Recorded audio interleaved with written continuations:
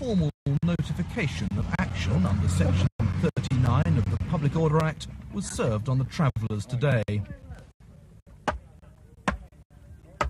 They were not impressed. Can we go somewhere else? Can you tell us where we can go? Because we're homeless people, you know.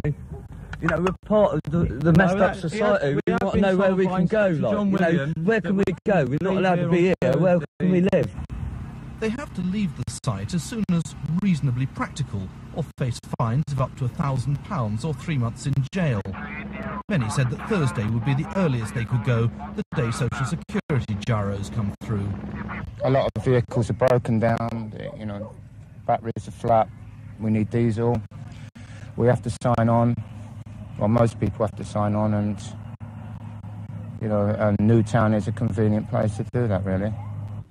But whenever the Assembly does disperse, it'll leave behind unanswered questions. How are the rights of the thousands to follow their own lifestyle to be balanced against the rights of Farmer Pugh not to have his livelihood threatened? And also, should the police have more powers to combat the perceived menace? This is mass trespass on private land, and it's time the government passed a law that can be enforced. If ever there was evidence that we now need a law of criminal trespass, this incident is it. I hope that the government will therefore now stop resisting the inevitable and get on with preparing a new law to push it through urgently when the House of Commons resumes. Views not shared by the Civil Liberties Lobby, which believes the police already have sufficient powers. Damage to land, damage to cattle, damage to sheep, damage to property. Those are already criminal offences. People can be arrested, detained and prosecuted for those offences. The police already have adequate powers under the Public Order Act, and farmers have adequate remedies in relation to the civil remedies to evict trespassers. The Public Order Act also has additional powers. The police don't need any other powers.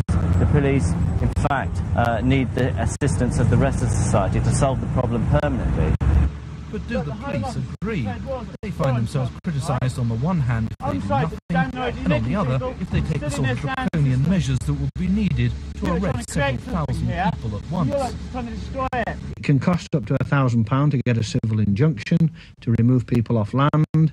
It would be perhaps better if we had provision for criminal trespass.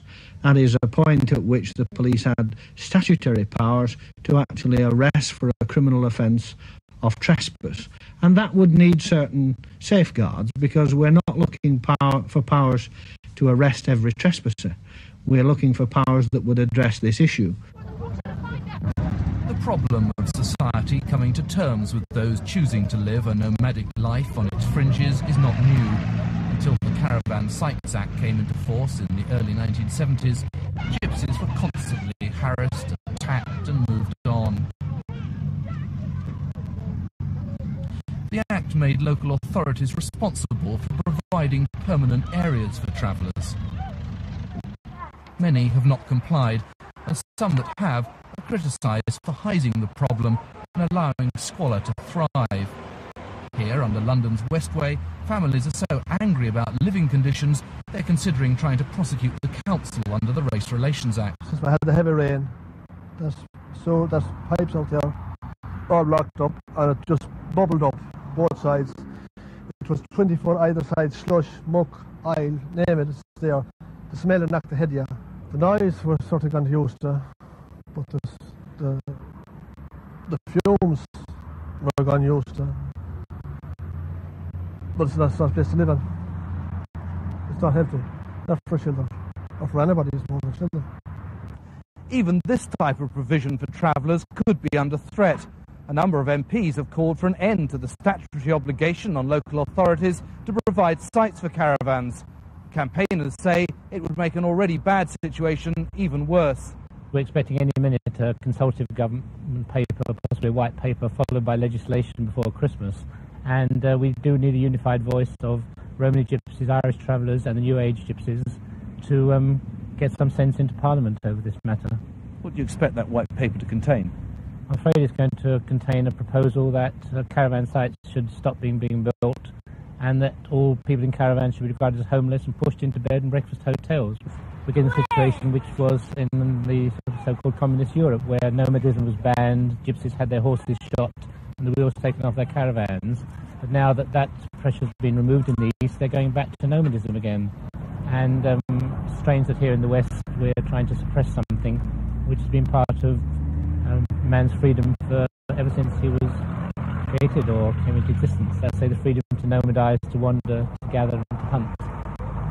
By tonight, some 300 vehicles had left the Welsh farmland, and new tactics were being used to persuade the rest to follow. Where they'll end up is anyone's guess, but an overall solution for travellers, both old and new, has yet